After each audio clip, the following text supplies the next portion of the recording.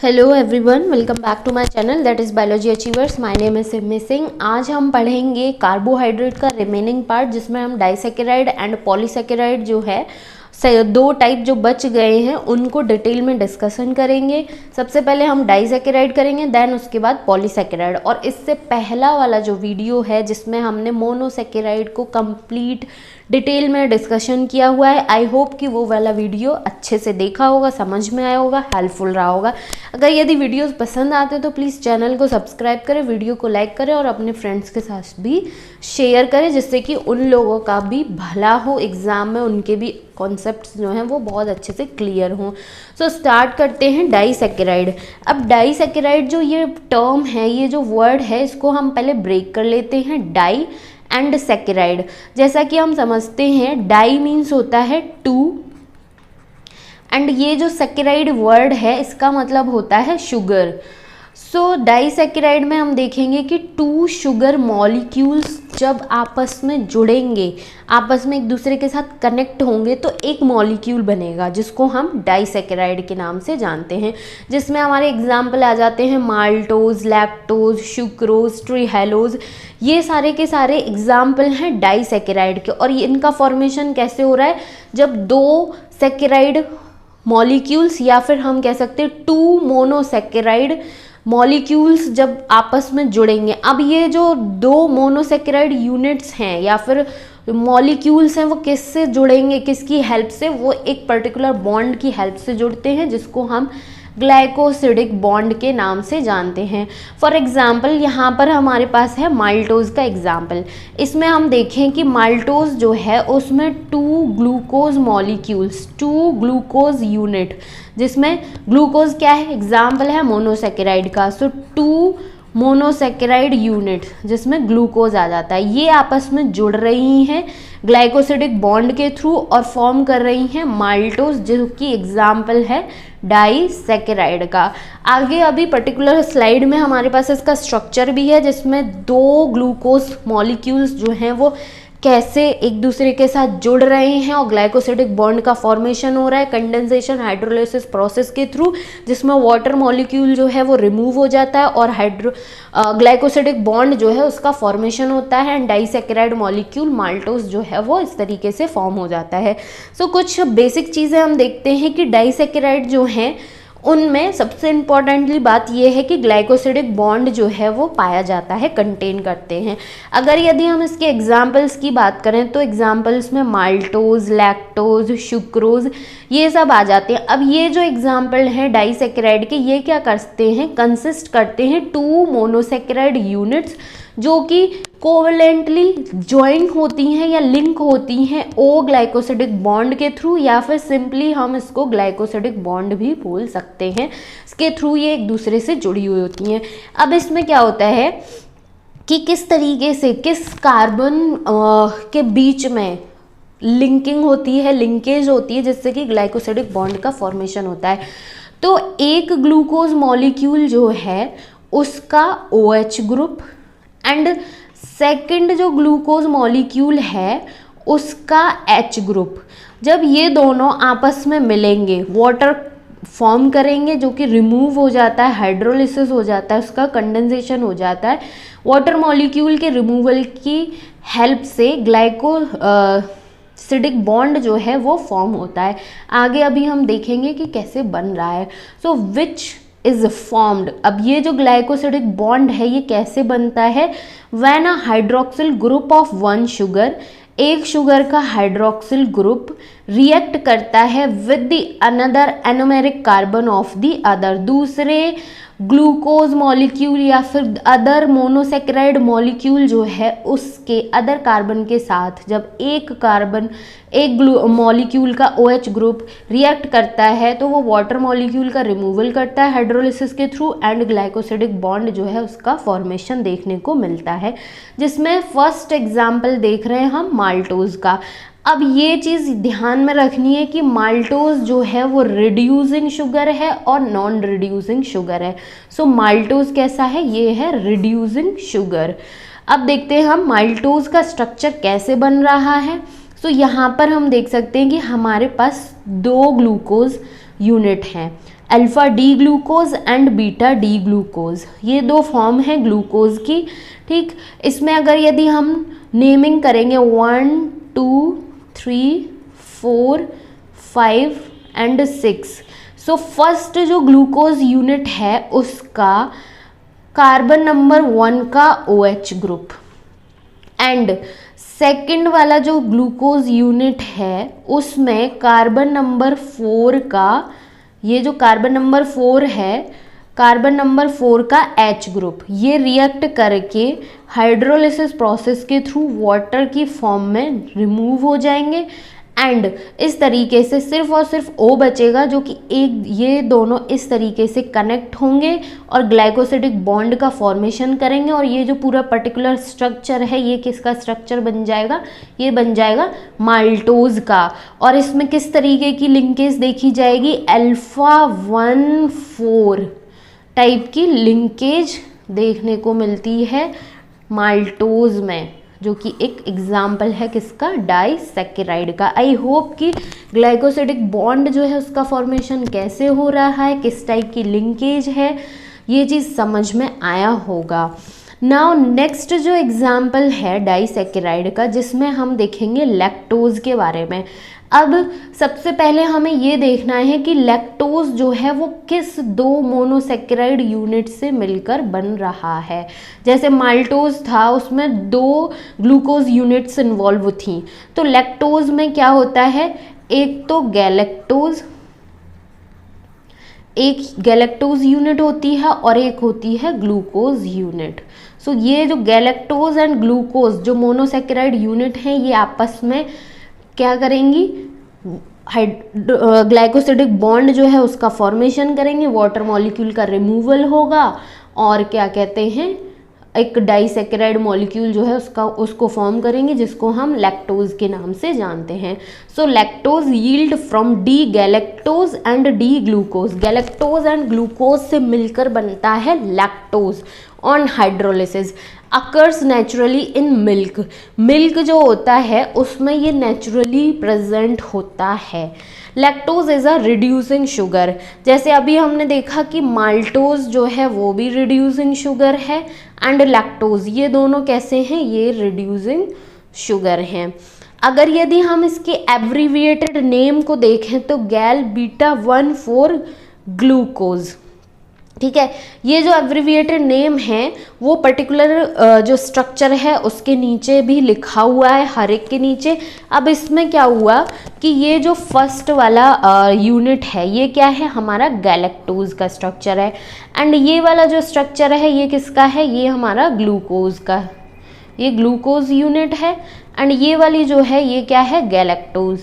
सो galactose में क्या कहते हैं, फर्स्ट जो कार्बन नंबर 1 है उसका OH, एंड ग्लूकोज में कार्बन नंबर 4 का H, ये दोनों क्या करेंगे, रिएक्ट करेंगे, हाइड्रोलिसिस प्रोसेस के थ्रू वाटर मॉलिक्यूल जो है उसको रिमूव कर देंगे, एंड ग्लाइकोसिडिक बॉन्ड जो है उसको फॉर्म करेंगे। और इसमें किस तरीके की लिंकेज देखी जाती है लैक्टोज में, उसमें देखी जाती है बीटा 1,4 टाइप की लिंकेज। ये चीज़ आई होप कि अच्छे से क्लियर हो गई होगी। अगर यदि अल्फा एंड बीटा जो फॉर्म है उसका कॉन्सेप्ट क्लियर नहीं है तो उसके लिए क्या करना है, जो मोनोसेकेराइड की प्रीवियस वीडियो है उसको देखना है, वहाँ से अल्फा एंड बीटा का कॉन्सेप्ट समझना है, उसके बाद यहाँ पर वो चीज़ अप्लाई करनी है। अगर वहाँ से देखा हुआ है तो ये अच्छे से समझ में आ रहा होगा। ये हो गया हमारा डाइसैकेराइड का सेकेंड एग्जाम्पल लैक्टोज, जो कि नॉन रिड्यूसिंग शुगर है, गैलेक्टोज एंड ग्लूकोज से मिलकर बना है, बीटा 1,4 टाइप की लिंकेज इसमें देखने को मिलती है। उसके बाद आता है सुक्रोज। ये जो है ये क्या है, ये बहुत ज़्यादा इम्पॉर्टेंट डाइसैकेराइड है। क्यों? क्योंकि ये क्या है, ये नॉन रिड्यूसिंग शुगर है, ठीक, सबसे बड़ी बात तो। और सुक्रोज जो है उसको हम टेबल शुगर के नाम से भी जानते हैं। ये किससे मिलकर बना होता है, ग्लूकोज प्लस फ्रक्टोज से, ग्लूकोज प्लस फ्रक्टोज, ये दो मोनोसेकेराइड यूनिट्स जब एक दूसरे के साथ ग्लाइकोसिडिक बॉन्ड के थ्रू जॉइन होती हैं तब डाइसैकेराइड का फॉर्मेशन होता है, जिसको हम सुक्रोज के नाम से, टेबल शुगर के नाम से जानते हैं। It is formed by plants. Sucrose जो है वो प्लांट्स के थ्रू बनाया जाता है, लेकिन एनिमल्स के थ्रू नहीं, बट नॉट बाय एनिमल्स। ये पॉइंट भी इंपॉर्टेंट है, सुक्रोज प्लांट्स के थ्रू सिंथेसाइज किया जाता है, लेकिन एनिमल्स के थ्रू नहीं। In contrast to maltose and lactose, जैसे हमने देखा कि माल्टोज और लैक्टोज ये क्या है, ये हमारे रिड्यूसिंग शुगर थे। क्यों? क्योंकि उनके पास free anomeric carbon and OH group present था। लेकिन इन केस ऑफ सुक्रोज इसमें किसी भी तरीके का फ्री एनोमेरिक कार्बन या फिर OH ग्रुप जो है वो नहीं पाया जाता है। और जब फ्री OH ग्रुप या एनोमेरिक कार्बन नहीं पाया जाता है तो उसकी वजह से ये क्या कहलाता है, नॉन रिड्यूसिंग शुगर।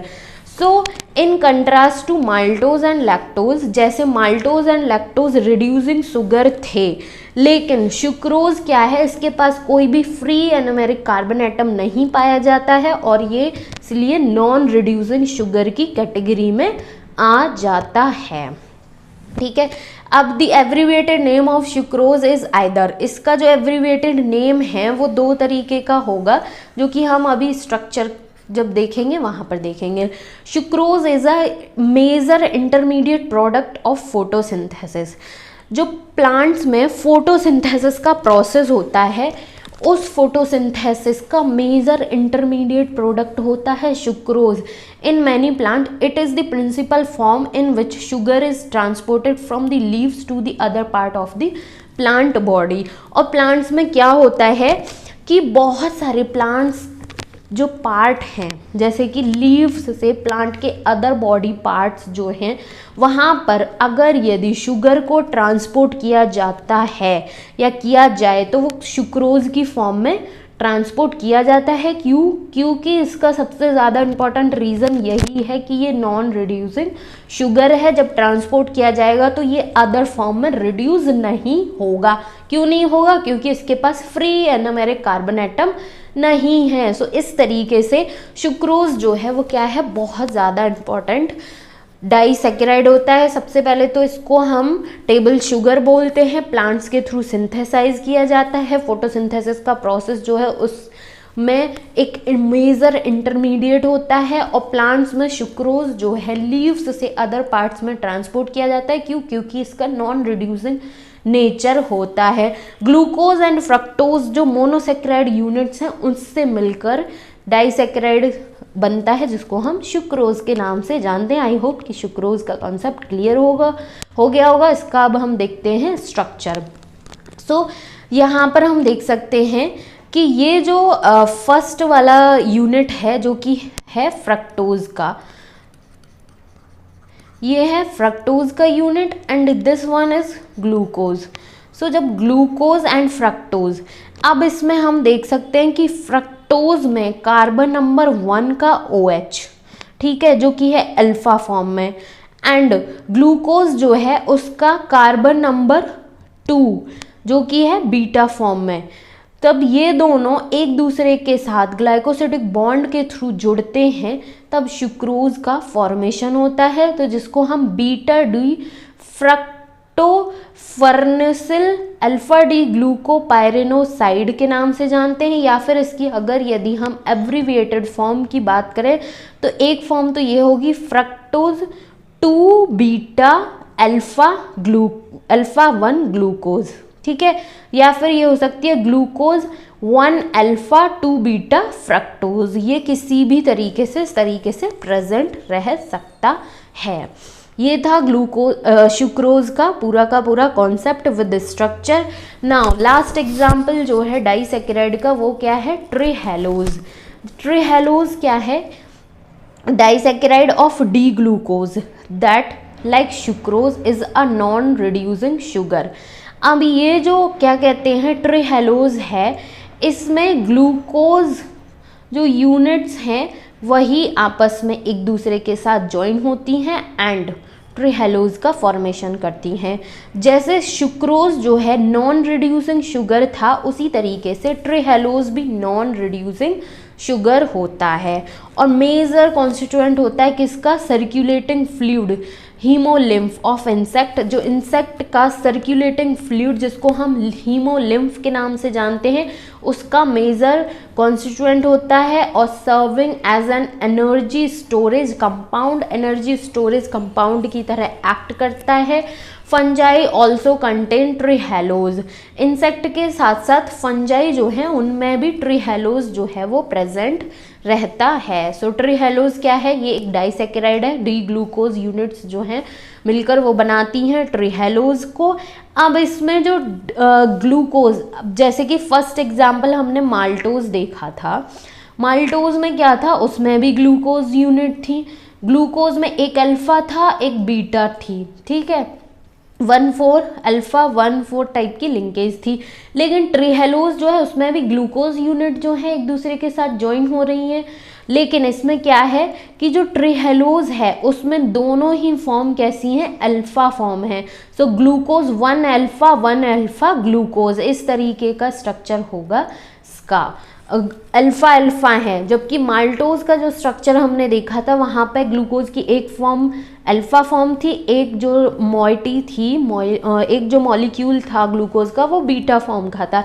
लेकिन ट्रीहेलोज जो है उसमें ग्लूकोज की दोनों फॉर्म अल्फा फॉर्म हैं। ये बात ध्यान में रखनी है क्योंकि माल्टोज एंड ट्रीहेलोज दोनों में ही ग्लूकोज यूनिट्स जो हैं वो एक दूसरे के साथ ज्वाइन होके एक डाइसेकेराइड मॉलिक्यूल का फॉर्मेशन कर रही हैं। तो इस तरीके से हमारा क्या होता है, डाइसेकेराइड जो है वो पूरा का पूरा ख़त्म हो जाता है। इसमें क्या इम्पोर्टेंट ध्यान देने वाली बात है कि जो डाइसेकेराइड है उसमें मोनोसेकेराइड जो यूनिट हैं वो ग्लाइकोसिडिक बॉन्ड के थ्रू तो जुड़ रही हैं, लेकिन जैसे ट्रीहेलोज है, सुक्रोज है, लैक्टोज है, माल्टोज है, तो इसमें कौन सी पर्टिकुलर लिंकेज पाई जा रही है एंड कौन सी पर्टिकुलर मोनोसेकेराइड यूनिट जो है वो दो मोनोसेकेराइड यूनिट जुड़कर एक डाइसेकेराइड मॉलिक्यूल का फॉर्म कर रही हैं। ये चीज़ ध्यान में रखने वाली बात है और इसी से क्वेश्चंस जो हैं क्वेश्चन पेपर में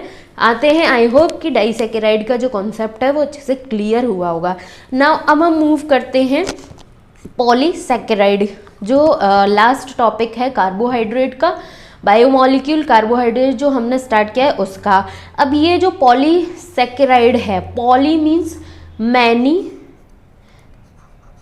ठीक है, बहुत सारे, जब शुगर मॉलिक्यूल्स आपस में जुड़ते हैं तो जिस पर्टिकुलर स्ट्रक्चर को फॉर्म करते हैं उसको हम पॉलीसेकेराइड के नाम से जानते हैं, या फिर इसको हम पॉलीमर भी बोलते हैं या फिर ग्लाइकन्स के नाम से भी जानते हैं, ठीक है। सो पॉलीसेकेराइड जो है उसको हम पॉलीमर या फिर ग्लाइकन के नाम से भी जानते हैं।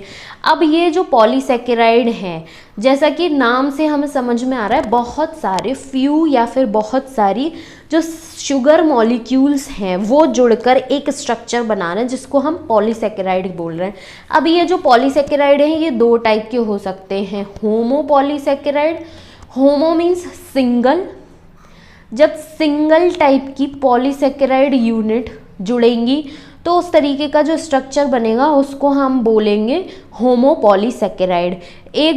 जो दूसरा टाइप है वो है hetero, hetero means different polysaccharide, different type की, बहुत सारे डिफरेंट टाइप की शुगर मॉलिक्यूल्स जब जुड़ेंगे और एक स्ट्रक्चर को फॉर्म करेंगे तो उस पर्टिकुलर टाइप को हम हेटेरो पॉलीसेकेराइड के नाम से जानते हैं। सो पॉलीसेकेराइड जो है वो दो टाइप के हैं, होमो पॉलीसेकेराइड एंड हेटेरो पॉलीसेकेराइड। अब देखते हैं इनकी डेफिनेशन। होमो पॉलीसेकेराइड कहने का मतलब ये हो गया contain only a single monomeric unit, single monomeric, single type की सिर्फ और सिर्फ एक टाइप की पॉलीसेकेराइड यूनिट से जो मिलकर बना हुआ होगा स्ट्रक्चर उसको हम जानते हैं होमो पॉलीसेकेराइड के नाम से। जब दो या दो से डिफरेंट टाइप की यूनिट से मिलकर जो स्ट्रक्चर बनेगा या फिर कंटेन करता है उस तरीके के सेकेराइड यूनिट्स जो है उसको हम हेटेरो पॉलीसेकेराइड के नाम से जानते हैं। सो हेटेरो पॉलीसेकेराइड कंटेन 2 और more different type of units. ये हो गया दो टाइप पॉलीसेकेराइड का, होमो पॉलीसेकेराइड एंड हेटेरो पॉलीसेकेराइड। अब बात आती है होमो पॉलीसेकेराइड की सबसे पहले। सो होमोपॉलीसेकेराइड जो हैं वो एक तो एज अ स्टोरेज की तरह काम करते हैं, ठीक है, या फिर स्ट्रक्चरल सपोर्ट प्रोवाइड करते हैं, इस तरीके से काम करते हैं, ठीक है। तो होमो जो पॉलीसेकेराइड हैं वो एक तो स्टोरेज की तरह काम करेंगे। स्टोरेज में अगर बात की जाए तो किस फॉर्म में स्टोर होते हैं, स्टार्च की फॉर्म में प्लांट्स में, एंड ग्लाइकोजन जो है वो देखने को मिलता है एनिमल्स में। सो इस फॉर्म में ये क्या होते हैं, स्टोरेज की तरह काम करते हैं। और अगर यदि हम स्ट्रक्चरल बेसिस पर बात करें होमोपॉलीसेकेराइड की, तो उसमें आ जाता है सेल्यूलोज एंड काइटिन, जो कि एक स्ट्रक्चरल एलिमेंट की तरह काम करता है। सो स्ट्रक्चरल में अगर सेल्यूलोज की बात कर रहे हैं तो वो प्लांट सेल वॉल्स जो हैं उसको फॉर्म करने में काम करती हैं। काइटिन की अगर बात कर रहे हैं तो जो एनिमल्स होते हैं, इंसेक्ट होते हैं, उनका जो एक्सोस्केलेटन होता है, बाहरी जो परत होती है, वो किस चीज़ की बनी होती है, काइटिन की। और काइटिन क्या है, वो एक टाइप ही तो है किसका, होमोपॉलीसेकेराइड का, ठीक है। उसके बाद अगर हेटेरोपॉलीसेकेराइड की बात करें तो ये क्या करते हैं, प्रोवाइड करते हैं extra cellular support for all organism of all kingdom. जितने भी किंगडम हैं, एनिमल किंगडम में जितने भी एनिमल्स हैं उनको एक्स्ट्रा सेल्यूलर सपोर्ट प्रोवाइड करने का काम कौन करता है, हेटेरोपॉलीसेकेराइड। तो डिटेल में हम पढ़ेंगे होमोपॉलीसेकेराइड जो दो तरीके से एक्ट कर रहा है कि स्टोरेज में, जैसे कि हम पढ़ेंगे स्टार्च और ग्लाइकोजन के बारे में। स्ट्रक्चरल बेसिस पे अगर जाएंगे तो cellulose in case of plant and chitin in case of animal exoskeleton, इसके बारे में। सो जो हेटेरोपॉलीसेकेराइड हैं जो कि एक्स्ट्रा सेल्यूलर सपोर्ट प्रोवाइड करते हैं सारे के सारे किंगडम के ऑर्गेनिजम्स को। तो उसमें अगर यदि हम एग्जाम्पल देखें, जैसे कि बैक्टीरिया का जो सेल एनवलप है वो किस चीज़ का बना है, पेप्टाइडोग्लाइकन का। और पेप्टाइडोग्लाइकन का क्या है, ये टाइप है पॉलीसेकेराइड का। एनिमल टिश्यू में अगर हम बात करें तो उसमें जो एक्स्ट्रा सेल्यूलर स्पेस है, एक्स्ट्रा सेल्यूलर स्पेस में जो फिलिंग होती है वो भी पॉलीसेकेराइड की ही तो होती है। सो इस तरीके से होमोपॉलीसेकेराइड हो या फिर हेटेरोपॉलीसेकेराइड हो, वो अपना अपना डिफरेंट जो रोल है उसको बखूबी निभा रहे हैं।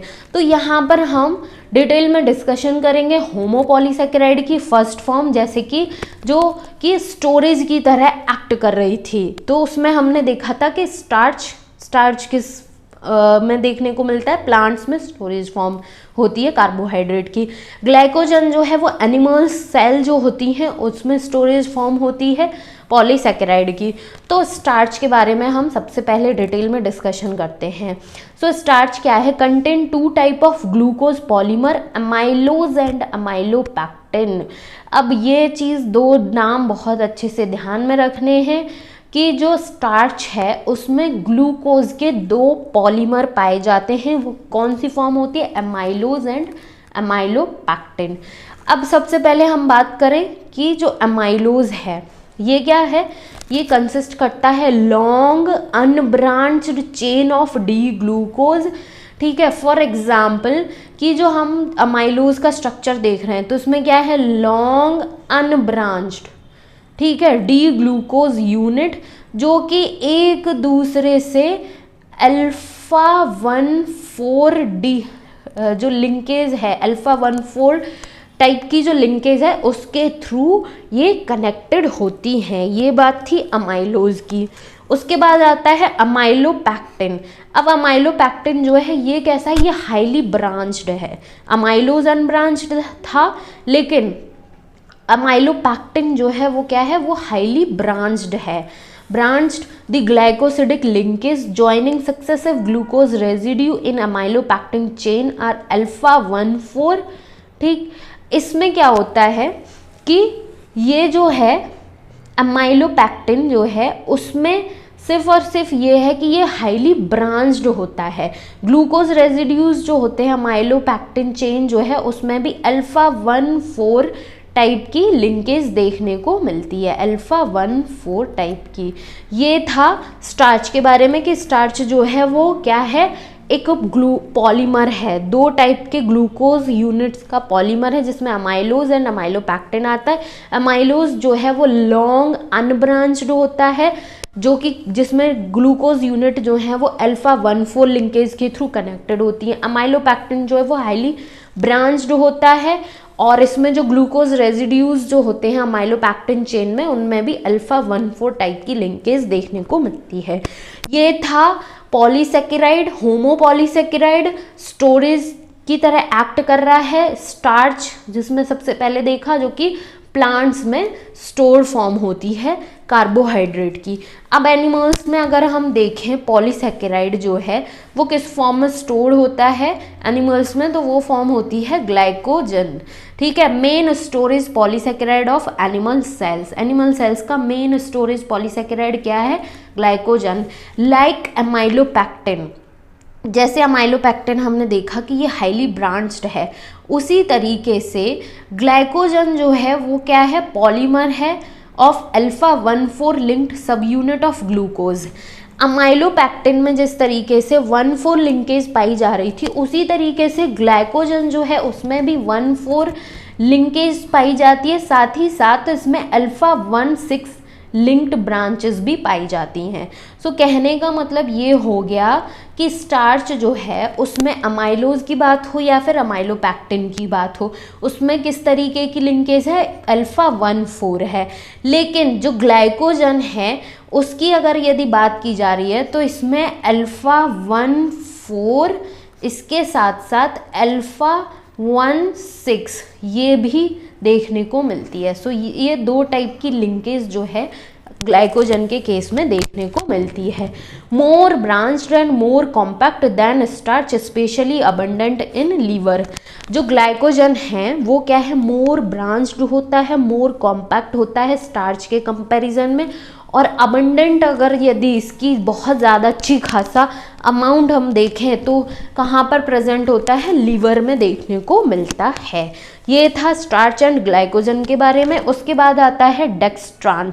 ये क्या है? बैक्टीरियल एंड ईस्ट पॉलीसेकेराइड है। जैसे स्टार्च प्लांट में स्टोर हो रहा था, ग्लाइकोजन जो है एनिमल सेल्स में स्टोर हो रहा था, उसी तरीके से डेक्स्ट्रान की फॉर्म में बैक्टीरिया एंड यीस्ट जो है उसमें देखने को मिलता है। सो डेक्स्ट्रान्स क्या है? बैक्टीरियल एंड ईस्ट पॉलीसेकेराइड है, made up of alpha 1,6 linked polysaccharide D glucose units. So dextran जो है उसमें अल्फा 1,6 लिंकेज जो है वो देखने को मिलती है। उसके बाद जो dental plaque formed by bacteria growing on the surface of teeth is rich in dextrans। अब ये जो लाइन है ये बहुत ही इंटरेस्टिंग है। इसमें क्या होता है कि जब हम मॉर्निंग में उठते हैं, ठीक है, ब्रश करने से पहले जो हमारे टीथ पर एक लेयर प्रेजेंट रहती है, ठीक है, जो स्मेल आती है हमारे मुंह से, तो वो किस वजह से आती है? पॉलीसेकेराइड जो है उनका सिक्रीशन होता है टीथ पर बैक्टीरिया के थ्रू, और ये जो बैक्टीरिया पॉलीसेकेराइड को सिक्रीट कर रहे हैं, जिसकी वजह से हमारे टीथ पर एक लेयर प्रेजेंट हो जाती है जिसको हम डेंटल प्लैक के नाम से जानते हैं। ये किसकी वजह से होता है? बैक्टीरिया की वजह से। बैक्टीरिया जो है सिक्रीट करते हैं polysaccharide in the form of dextran. So अब क्या करना है? जब हम सुबह में उठेंगे और हम ब्रश करने से पहले ये चीज़ मेमोराइज करनी है कि जो हमारे टीथ पर गंदगी जमी है वो क्या है? वो एक पॉलीसेकेराइड का टाइप है जिसको हम डेक्स्ट्रान के नाम से जानते हैं, जिसमें अल्फा 1,6 टाइप का लिंकेज देखने को मिलता है। ठीक है, सो आई होप कि ये इंटरेस्टिंग पॉइंट जो है अच्छा लगा होगा। उसके बाद आता है स्ट्रक्चरल, अगर एज अ स्ट्रक्चरल तरीके से काम कर रहा है होमोपॉलीसेकेराइड, जिसमें सेल्यूलोज एंड काइटिन देखा। सेल्यूलोज प्लांट्स में देखने को मिलता है, काइटिन एनिमल्स इंसेक्ट का जो एक्सोस्केलेटन होता है उसको फॉर्म करता है। सो सेल्यूलोज के बारे में हम देखते हैं कि सेल्यूलोज क्या है। ये एक fibrous tough water insoluble substance होता है, ठीक है, जो कि पाया जाता है सेल वॉल ऑफ प्लांट की जो सेल वॉल है वहाँ पर देखने को मिलता है। वाटर इंसॉल्युबल होता है, फाइब्रस एंड टफ होता है। इसका नेचर इस तरीके का होता है। ये क्या होता है कि जो ऑलमोस्ट जो प्योर सेल्यूलोज है वो क्या बनाता है, कॉटन बनाता है, और जो वुड होती है उसका ज़्यादा से ज़्यादा जो मास है वुड का वो किसका बना हुआ होता है, सेल्यूलोज का। So constituent much of the mass of wood and cotton is almost pure cellulose like amylose, जैसे कि अमाइलोज था, ठीक है, उसी तरीके से सेल्यूलोज मॉलिक्यूल जो है वो भी क्या है, लीनियर है, अनब्रांच्ड होमोपॉलीसेकेराइड है, जो कि बना हुआ होता है 10,000 से 15,000 डी ग्लूकोज यूनिट जो होती हैं उस तरीके से। सो सेल्यूलोज जो है वो बहुत ज़्यादा सिमिलर होता है अमाइलोज के।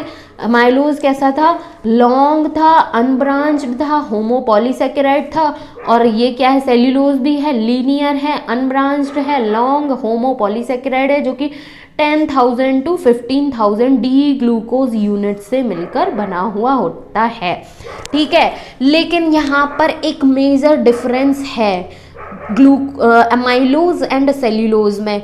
अमाइलोज जो था उसका सारे फीचर्स हमने ऐसे ही देखे, लेकिन लिंकेज कैसी थी, अल्फा 1,4 टाइप की लिंकेज थी, मीन्स अल्फा कॉन्फ़िगरेशन देखने को मिल रहा था इन केस ऑफ अमाइलोज। लेकिन जो मेजर डिफरेंस है इन दोनों में वो क्या है कि जो सेल्यूलोज है उसमें बीटा कॉन्फ़िगरेशन देखने को मिलता है। सो बीटा 1,4 टाइप की लिंकेज देखने को मिलती है इन केस ऑफ सेल्यूलोज, जो कि मेजर डिफरेंस है बिटवीन सेल्यूलोज एंड अमाइलोज। सो यहाँ पर यही पर्टिकुलर पॉइंट में यही बात बताई है, but there is a very important difference in cellulose, ठीक है। इसमें क्या होता है, जो सेल्यूलोज में ग्लूकोज रेजिड्यू हैं वो उनमें कैसा बीटा कॉन्फ़िगरेशन देखने को मिलता है। The glucose residue in cellulose are linked by beta 1,4 glycosidic bond. Beta 1,4 glycosidic bond या फिर बीटा 1,4 ग्लाइकोसिडिक लिंकेज देखने को मिलती है सेल्यूलोज में। अमाइलोज में अल्फा 1,4 देखने को मिलती है। बाकी जो स्ट्रक्चर अगर देखा जाए कि ये लीनियर है, लॉन्ग है, अनब्रांच्ड है, होमोपॉलीसेकेराइड कैटेगरी से है, वो सारी की सारी चीज़ें जो हैं वो सिमिलर हैं, सिर्फ कॉन्फ़िगरेशन का डिफरेंस है। सेल्यूलोज में बीटा 1,4 टाइप का है, अमाइलोज में अल्फा 1,4 था, ठीक है। उसके बाद जो हमने देखा कि जो ग्लाइकोजन है एंड स्टार्च है, स्टोरेज जो होमोपॉलीसेकेराइड हैं, ये जो इनगेस्ट किए जाते हैं डाइट में वो हाइड्रोलाइज्ड भी हो जाते हैं। इसमें इनका जो हाइड्रोलाइज्ड होता है मीन्स इनका जो ब्रेक डाउन होता है, फॉर एग्ज़ाम्पल जब नीड नहीं है एक्स्ट्रा कार्बोहाइड्रेट की, तो जो स्टोरेज है, फूड जो है वो glycogen in animals and starch in plant इस फॉर्म में स्टोर हो जाता है। लेकिन जब नीड पड़ेगी कार्बोहाइड्रेट की, तो जो प्लांट है या फिर एनिमल जो है उसको यूज़ करेंगे, यूटिलाइज करेंगे, तो इनका ब्रेक डाउन होगा। ग्लाइकोजन और स्टार्च की फॉर्म में तो यूटिलाइज कर नहीं लेंगे, तो ये जो है कुछ एंजाइम्स होते हैं बॉडी के अंदर में, उनके थ्रू इनका ब्रेक डाउन होता है, हाइड्रोलाइज्ड हो जाते हैं। तो इसमें जो एंजाइम्स हैं वो क्या क्या हैं, एक एंजाइम है अल्फा अमाइलेज एंड ग्लाइकोसाइडेज। ये दो एंजाइम हैं जो कि सलाइवा में प्रेजेंट होते हैं and intestine. Saliva and intestine में प्रेजेंट होते हैं जो कि ब्रेक कर देते हैं अल्फा 1,4 ग्लाइकोसिडिक बॉन्ड जो ग्लूकोज यूनिट के बीच में पाया जा रहा है। For example 1 glucose, 2 glucose, 3 glucose, 4 glucose, और इनके बीच में ये जो ग्लाइकोसिडिक बॉन्ड है इसको ये क्या करते हैं, अल्फा अमाइलेज एंड ग्लाइकोसाइडेज, ये जो एंजाइम हैं ये किसको ब्रेक कर देते हैं, अल्फा 1,4 ग्लाइकोसिडिक बॉन्ड जो ग्लूकोज यूनिट के बीच में पाया जाता है उसको ब्रेक कर देते हैं। Most animals can not use cellulose as a fuel source. अब बहुत सारे एनिमल्स जो हैं वो सेल्यूलोज को क्या कहते हैं, as a fuel source utilise नहीं कर सकते। क्यों?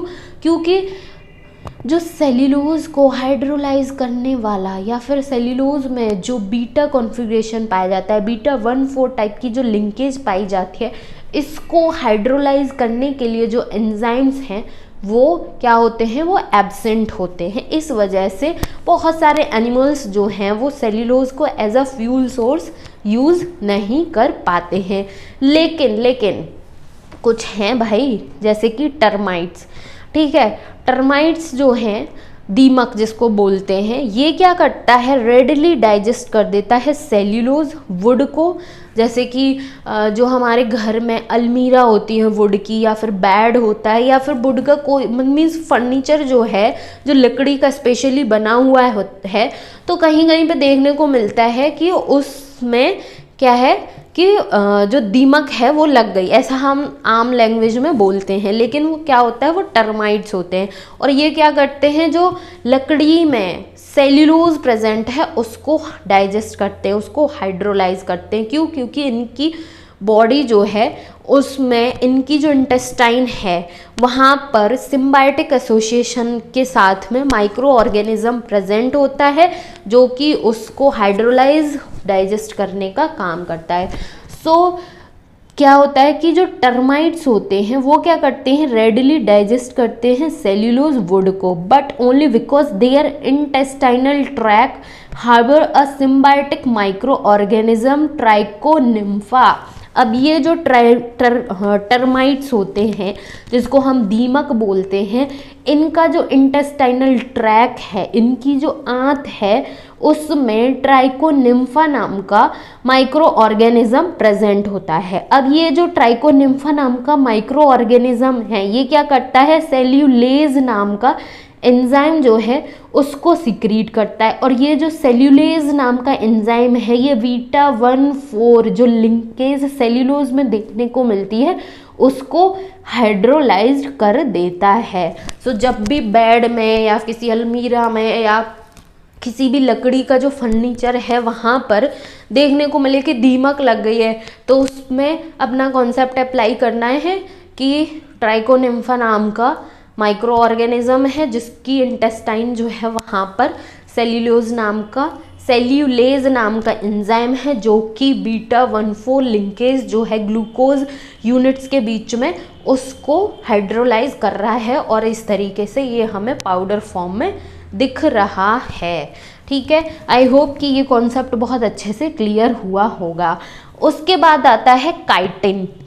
ठीक है, जितने भी इंसेक्ट होते हैं, ठीक, या फिर हम कह सकते हैं कि जो आर्थ्रोपॉड्स होते हैं, जिसमें इंसेक्ट, लोबस्टर, क्रैब्स, ये सब इंक्लूड होते हैं, तो इनका जो एक्सोस्केलेटन होता है, इनकी जो बाहरी बॉडी होती है वो किस चीज़ की बनी होती है, वो बनी होती है काइटिन की। और काइटिन क्या है, वो भी एक लीनियर होमोपॉलीसैकेराइड है। अब काइटिन में बहुत ही ज़्यादा और इंटरेस्टिंग चीज़ आ जाती है कि काइटिन जो है वो अभी तक हम देख रहे थे कि ग्लूकोज यूनिट से मिलकर बना हुआ था, लेकिन काइटिन जो है ये भी एक लीनियर मीन्स ब्रांच्ड नहीं है, अनब्रांच्ड है, लीनियर होमोपॉलीसैकेराइड है, जो कि एन एसिटाइल ग्लूकोसामीन रेजिड्यू जो होते हैं, जिसको हम शॉर्ट में नैग के नाम से जानते हैं, एन एसिटाइल ग्लूकोसामीन रेजिड्यू, जिनमें β14 टाइप की लिंकेज देखने को मिलती है, इससे मिलकर बना हुआ होता है कौन, काइटिन।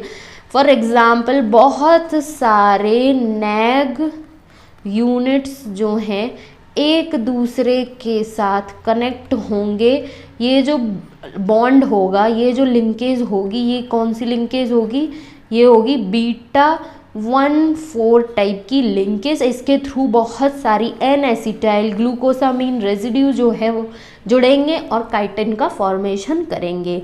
अब कहने का एक और इम्पॉर्टेंट पॉइंट आ गया कि काइटिन जो है वो प्रिंसिपल कंपोनेंट है of the hard exoskeleton of nearly 1 million species of arthropods. So arthropods में जैसे कि इंसेक्ट, लोबस्टर, क्रैब्स, ये सब आते हैं, तो इनका जो हार्ड एक्सोस्केलेटन है वो किस चीज़ का बना हुआ होता है, वो बना है काइटिन का। अब ये वाला पॉइंट तो भैया और भी बहुत ही ज़्यादा इम्पॉर्टेंट है कि जो पॉलीसैकेराइड में मोस्ट अबंडेंट पॉलीसैकेराइड की बात की जाए तो उसमें आ जाता है सबसे ज़्यादा पाया जाने वाला पॉलीसेकेराइड है सेल्यूलोज। लेकिन सेकंड मोस्ट अबंडेंट की बात की जाए तो वो क्या है, chitin. So chitin is second most abundant polysaccharide next to cellulose. So यहाँ से ये पॉइंट ध्यान में रखना है कि जो first most abundant saccharide polysaccharide, बोला नहीं जा रहा भैया, abundant first most abundant polysaccharide जो है वो क्या है, वो है हमारा cellulose. And second most abundant polysaccharide क्या है, वो है काइटिन। आई होप कि ये अभी तक जितना हमने पढ़ा है डाइसेकेराइड, पॉलीसेकेराइड, इसका कॉन्सेप्ट जो है वो अच्छे से क्लियर हुआ होगा, क्योंकि बस हम लगभग एंड की तरफ पहुंच गए हैं। ये एक लास्ट, आई होप कि सेकंड लास्ट स्लाइड है अबाउट बायोमॉलिक्यूल कार्बोहाइड्रेट में। अब आता है यहाँ पर कुछ इम्पॉर्टेंट इंफॉर्मेशन है जो कि एग्ज़ाम के पॉइंट ऑफ व्यू से बहुत ज़्यादा इम्पॉर्टेंट है, जिसमें कभी कभी क्वेश्चन जो है वो पूछ भी लिया जा सकता है, तो इसीलिए हम एक भी पॉइंट जो है उसको छोड़ना नहीं चाहेंगे। So bacterial and algal cell wall contain structural heteropolysaccharide. अभी तक हम देख रहे थे होमोपॉलीसेकेराइड पढ़ रहे थे, लेकिन कुछ बैक्टीरियल और एल्गी मीन्स कुछ बैक्टीरिया की और कुछ एल्गी की जो सेल वॉल है उसमें हेट्रोपॉलीसेकेराइड जो है वो स्ट्रक्चरल बेसिस पर इंपॉर्टेंट रोल प्ले कर रहा होता है। The rigid component of bacterial cell wall, अगर यदि हम बैक्टीरियल सेल वॉल की बात करें, ठीक है, तो जो बैक्टीरियल सेल वॉल है वो किस चीज़ की बनी हुई है या फिर उसका क्या कॉम्पोजिशन है, ठीक है। जो बैक्टीरियल सेल वॉल है जिसको हम पेप्टाइडोग्लाइकन के नाम से जानते हैं, ठीक है, इतना हम जनरल बेसिस पे पढ़ लेते हैं कि बैक्टीरियल सेल वॉल जो है पेप्टाइडोग्लाइकन की बनी हुई होती है। लेकिन ये क्या है, ये एक हेट्रोपॉलीमर है of alternating beta 1,4 linked N acetyl glucosamine and N acetyl muramic acid. Simple सी लैंग्वेज में कहने का मतलब ये हो गया कि जो बैक्टीरियल सेल वॉल है जिसको हम पेप्टाइडोग्लाइकन बोलते हैं, ये हेट्रोपॉलीमर होती है जिसमें नैग एन एसिटाइल ग्लूकोसामीन, ठीक है, एंड नैम जिसको N acetyl muramic, NAM and NAG, इनकी बहुत सारी यूनिट्स जो हैं मिलकर पेप्टाइडोग्लाइकन को बनाती हैं। और पेप्टाइडोग्लाइकन क्या है, बैक्टीरियल सेल वॉल है। सो नैम एंड नैग दो डिफरेंट हेटेरोपॉलीमर हैं जो कि ऑल्टरनेटिंग बेसिस पे प्रेजेंट है। फॉर एग्जांपल नैग, फिर नैम, उसके बाद फिर नैग, फिर उसके बाद नैम, इस तरीके से ये ऑल्टरनेटिंग वे में प्रेजेंट होती हैं। और इसमें किस तरीके की लिंकेज देखने को मिलती है, बीटा 1,4 टाइप की लिंकेज देखने को मिलती है जो कि पेप्टाइडोग्लाइकन का फॉर्मेशन करती है। और पेप्टाइडोग्लाइकन क्या है, बैक्टीरियल सेल वॉल जो है उसको बनाती है। उसके बाद क्या आता है, दी एंजाइम लाइसोजाइम।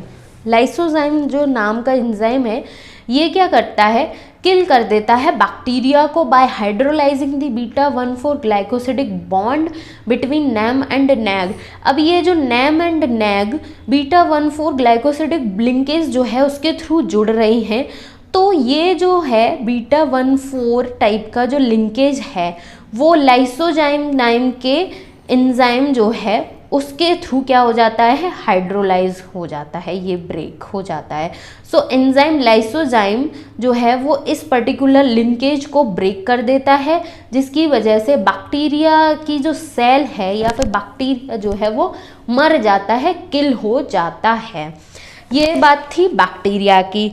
अब अगर यदि एल्गी में बात की जाए तो कुछ मराइन रेड एल्गी होती हैं including some of seaweeds, ठीक है, जिनमें सेल वॉल जो है वो किस चीज़ की बनी होती है, आगार की, ठीक है। अब आगार क्या है, ये एक मिक्सचर है सल्फेटेड हेटेरोपॉलीसेकेराइड का जो कि बना हुआ होता है D galactose and L galactose galactose जो है उसका। मीन्स कहने का मतलब ये हो गया कि आगार, ठीक है, आगार से मिलकर बनी हुई है किसी एल्गी की सेल वॉल, ठीक। और आगार क्या है, मिक्सचर है सल्फेटेड हेट्रोपॉलीसेकेराइड का, जो कि डी एंड एल फॉर्म जो है गैलेक्टोज की उससे मिलकर बना हुआ है। अब ये जो आगार है इसमें एक इम्पॉर्टेंट पॉइंट आ जाता है कि जो आगार है, ये जो आगार है ये कहाँ से एक्सट्रैक्ट किया जाता है, किससे निकाला जाता है। जहाँ पर जो बात की गई है सर्टेन मराइन रेड एल्गी, तो इसका एग्जाम्पल क्या है, जो रेड एल्गी है इसका हाँ, सो ये जो आगार है ये क्या है, सल्फेटेड हेट्रोपॉलीसेकेराइड है, जो कि D galactose and L galactose से मिलकर बना है। लेकिन ये जो आगार है वो कुछ सर्टेन मराइन रेड एल्गी, जिसमें सीवीड्स आ जाती हैं, इससे एक्सट्रैक्ट किया जाता है। तो ये किस पर्टिकुलर स्पीशीज़ से एक्सट्रैक्ट किया जाता है। सो आगार जो है वो क्या कहते हैं,